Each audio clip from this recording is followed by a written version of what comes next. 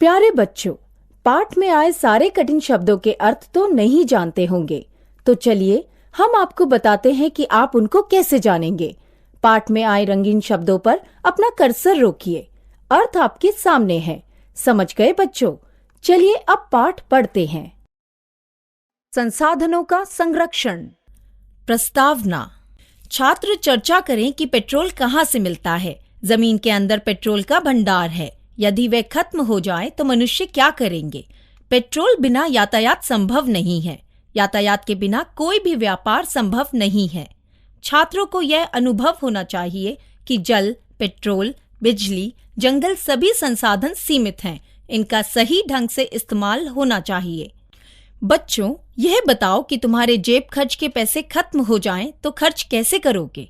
यह जानने की कोशिश करो कि तुम्हारे माता पिता महीने की आमदनी से घर के खर्च के लिए क्या व्यवस्था करते हैं। क्या तुम भी जेब खर्च के पैसे को महीने भर चलाने के लिए कुछ करते हो? अनिल के माता पिता अच्छे परिवार के थे। उसके पिता एक अंतर्राष्ट्रीय कंपनी में बड़े ओहदे पर थे। माँ एक प्रसिद्ध स्कूल में प्रधानाचार्य थीं। घर में किसी भी तरह की परेशानी नहीं थी। अनिल की परेशानी यही थी कि माँ बार बार उसे टोकती रहती थी। वह रोज सवेरे ब्रश करने जाता तो ब्रश में पेस्ट लगा लेता, नल खोलकर पेस्ट को गीला करता और नल खुला छोड़कर आराम से ब्रश करता।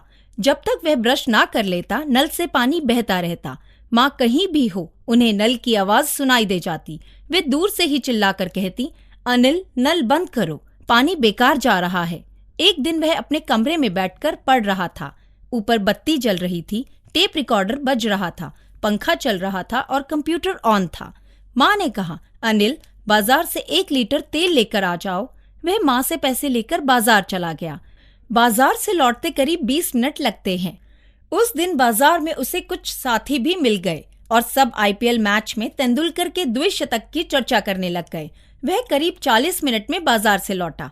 घर में माँ जैसे उसी की राह देख रही थी।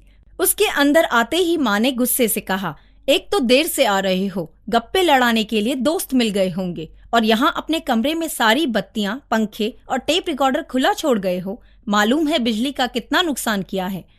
अनिल खिंचकर बोला, पढ़ रहा था तो पंखा बत्ती सब चलेगा ही ना।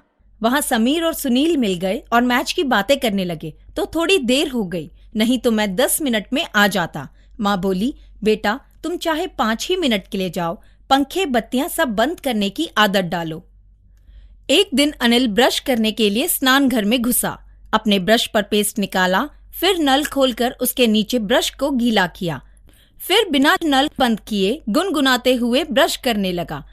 जोर से पानी बहने की आवाज आ रही थी। रसोई घर से माँ ने आवाज लगाई, अनिल पानी बंद करो, बेकार जा रहा है। उसने माँ की बात अनसुनी कर दी। थोड़ी देर में माँ ने जोर से कहा, मेरी बात समझ नहीं आ रही है, नल क्यों नहीं बंद करते हो? अनिल भी उस दिन शायद खराब मूड में था। उसने गुस्से से नल बंद किया और चीखता सा बोला, माँ आप मेरे पीछे क्यों पड़ी रहती हैं? थोड़ा पानी बह गया तो क्या आफत आ जाएगी? हमारा पानी का बिल महीने में 200 रुपए भी नहीं आता। थोड़े से पैसे बचाने के लिए आप रोज मुझे डांटती रहती हैं। पिताजी बैठक में थे, समाचार पत्र पढ़ रहे थे। उन्होंने प्यार से कहा, बेटा अनिल जरा यहाँ आओ तो। उसे लगा कि बात बिगड़ गई है। अब पिताजी उसी सिलसिले में बुला रहे हैं। वे चुपचाप बैठक में आकर उनके सामने सिर झुकाए खड़ा हो गया। पिताजी अखबार में नजर गड़ाए बोले, बेटा सबसे पहली बात यह है कि तुम्हें मालूम होना चाहिए कि बड़ों से कैसे बात करनी चाहिए, और बात पैसों की नहीं है। माँ जो कहती है उसके पीछे कुछ कारण तो होगा, उसे समझा करो। हमें जितनी चीजों की जरूरत है उतने ही खर्च करनी चाहिए, उससे ज्यादा नहीं। फिर उसकी तरफ देखते हुए बोले, मान लो कि गांव से टोकरी भरकर आम आ जाएं, इतने की हम खत्म ना कर सके तो क्या करोगे? अनिल धीरे से बोला, दोस्तों और पड़ोसियों में बांटूंगा। पिताजी बोले, हाँ तुमने अब सही बात बताई। यही बात पानी की भी है। इस शहर में लाखों लोग ऐसे हैं जिन्हें पीने का साफ पानी नहीं मिलता। हम पानी बर्बाद ना करें तो वह दूसरों को भी मिल सकेगा। नाश्ते के बाद अनिल माँ के पास जाकर बोला, मुझे आपसे ऐसे बात नहीं करनी चाहिए थी, सॉरी। माँ बोली, बेटा मेरा टोकना भले तुम्हें अच्छा ना लगे, पानी, बिजली पूरे समाज के लिए आवश्यक संसाधन है। उनका ठीक से उपयोग जरूरी है। मैं अगले हफ्ते इस पर बोलने के लिए एक विद्वान को स्कूल में बुला रही हूँ। वे सब बच्चों को संसाधनों के संरक्षण के बारे में समझाएंगे। दूसरे हफ्ते स्कूल में एक बड़े वैज्ञानिक दत्त जी आए। स्कूल के सारे छात्र सभा भवन में एकत्र हुए। दत्त जी ने अपना भाषण शुरू किया। प्रधान अध्यापिका जी, अध्यापक गण एवं प्रिय छात्र छात्राओं, आज हम संसाधनों के संरक्षण के विषय पर चर्चा करेंगे। पेट्रोल एक संसाधन है जिसका उपयोग गाड़ियां चलाने, मशीनें चलाने, बिजली पैदा करने आदि के लिए ईंधन के रूप में और कई तरह के रासायनिक पदार्थों के निर्माण के लिए होता है। यह पेट्रोल कारखानों में नहीं बनता, प्रकृति से मिलता है, इसलिए इसे प्राकृतिक संसाधन कहते हैं। जानते हैं कि पेट्रोल क्या है? यह भी कार्बन का एक रूप है। यह मिलता कहाँ से है? लाखों साल पहले जंगल के पेड़ गिरते गए, उन पर मिट्टी जमती गई, पूरे जंगल के जंगल धरती के अंदर दब गए। मिट्टी के दबाव और अंदर की नमी और गर्मी के कारण सारे वनस्पति पेट्रोलियम में बदल गई। पेट्रोलियम से डामर, केरोसिन, डीजल, पेट्रोल आदि मिलते हैं। आप ध्यान रखिए कि वनस्पति को पेट्रोलियम बनने में लाखों साल लगे, इसलिए अगर आज धरती के अंदर का पेट्रोल सारा खत्म हो जाए तो लाखों सालों तक मनुष्य को फिर पेट्रोल नहीं मिल सकेगा। इसलिए पेट्रोल को फिर न भरने वाला संसाधन कहा जाता है। यह धन की तरह है, सारा धन एक ही दिन में खर्च कर डालो तो फिर जीवन भर अभाव में जीना पड़ेगा। इसलिए हमें चाहिए कि पेट्रोल और अन्य उत्पादों का कम से कम उपयोग करें, जिससे आने वाली पीढ़ियों के लिए भी बचे।